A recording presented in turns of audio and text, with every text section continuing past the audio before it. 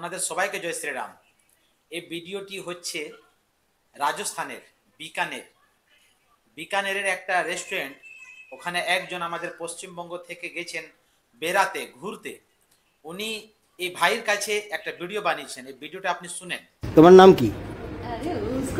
আমার নাম দীপু অধিকারী। দীপু অধিকারী। বাড়ি কোথায়? আমাদের বাড়ি কোচবিহার। হ্যাঁ, কোচবিহার। আচ্ছা, কোচবিহারে বাড়ি। এই তো রাজস্থানে বিকানেরে তুমি একটা হোটেলে কাজ করছো, হোটেল মরুধর। হোটেল মরুধর। আমরাও এখানে আছি, আমরা সবাই এখানে এসছি। তোমার সার্ভিসটা খুব ভালো লাগলো। তো তোমরা কজন এখানে কাজ করছো, মানে এই হোটেলে? আমরা এই জায়গায় আমরা যে বাঙালি কজন আছো? হ্যাঁ, 13-14 জন। তো কত বছর হয়েছে এখানে? দাদা দেখুন, আমাদের তো এই জায়গায় তো হয়ে গেল 10-11 সাল হয়ে গেল। 10-11 বছর আছো? বাহ, গুড। তো এখানে কোনো প্রবলেম বাঙালি বলে? না, কোনো কিছু প্রবলেম নেই। কোনো প্রবলেম নেই এখানে বাঙালি বলে? তোমাদের কোনো অসুবিধা নেই বাঙালি বলে? কেউ এখানে তোমাদেরকে তো কেউ বাঙালি বলে কোনো হেনস্থা করে না তো? হ্যাঁ, রাজস্থানে কেউ না। খুব ভালো আছো এখানে? এখানে অনেক হোটেল আছে।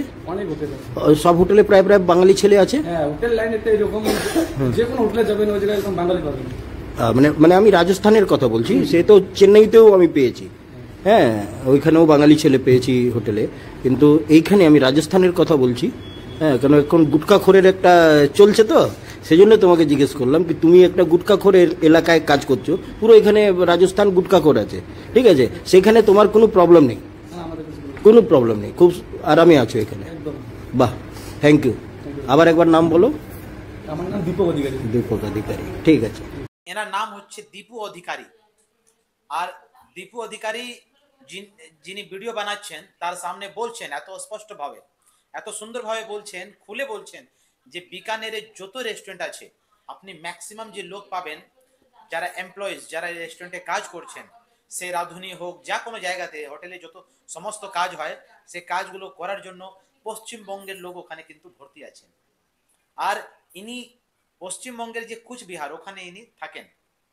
আপনি এটা খুব সুন্দর একটা জবাব দেওয়ার মতন নেই। এই যে আমাদের পশ্চিমবঙ্গে একটা গুটখাখোরের মতন একটা নাম দিয়ে আমাদের পশ্চিমবঙ্গের বাইরের লোক যারা এখানে বাসাবাস করছে, অ্যাকচুয়ালি এরা বাইরের নয়। কেন কি এনার দাদা, এনার দাদু সবাই কখন, আজ থেকে কেউ 50 বছরের আগে, কেউ 70 বছরের আগে, কেউ 30 বছরের আগে এখানে এসে বাসাবাস করছেন। যত কর্মের ক্ষেত্র আছে ওখানে সবাই মিলিয়ে মিশিয়ে কাজ করছেন। হ্যাঁ, ঠিক আছে। এবার হয়তো অনেকরা একটু শিক্ষিত কম থাকেন, এবার অনেকদের একটু অন্য লোকের যে ভাষা হয়, অন্য জায়গার যে ভাষা হয়, সে ভাষাটা শেখার চেষ্টাটা নেই। তার মানে কি ভাষা আমাদেরকে ভাগ করতে পারে? ভাষা আমাদের রিলেশনটাকে খারাপ করতে পারে? আমার তো মনে হয় যে ভাষা যদি কেউ না জানে, আসে যদি কোনো অন্য ভাষার যদি রয়েছেন, তাহলে তাদের মধ্যে প্রেম, তাদের মধ্যে যে স্বভাবটা আছে ওটা আরো বেশি ভালো, একটা ভালো রিস্তা তৈরি করবে।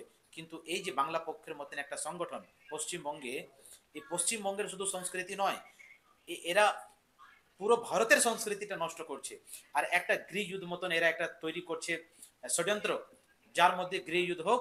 আর আমাদের পশ্চিমবঙ্গের যত লোক ভাই, যত বোন, যত স্টুডেন্ট গেছেন পড়তে, কাজ করতে, তাদের সাথে যেমন খারাপ ব্যবহার হয়, কিন্তু ভারতের সংস্কৃতি যারা মানেন তারা জানেন যে এরকম কিছু লোক গৃহযুদ্ধ চাইছে যে নিজেদের মধ্যে লড়ুক, আর আমরা এর মাঝে একটা রাজনীতি করব। ওই জন্য আপনাদের সবাইকে রিকোয়েস্ট করছি, বিনতি করছি যে এরকম বাংলা পক্ষ যে সংগঠন, তাদের ইউটিউবেও আপনারা একটা লাইক দেন না, একটা শেয়ার করেন না, এদের ভিডিওই দেখেন না, নাহলে এদের মনোবলটা বাড়বে। আপনাদের সবাইকে জয় শ্রীরাম। যেখানেই থাকেন নিজের সংস্কৃতির জন্য জাগরুক হন,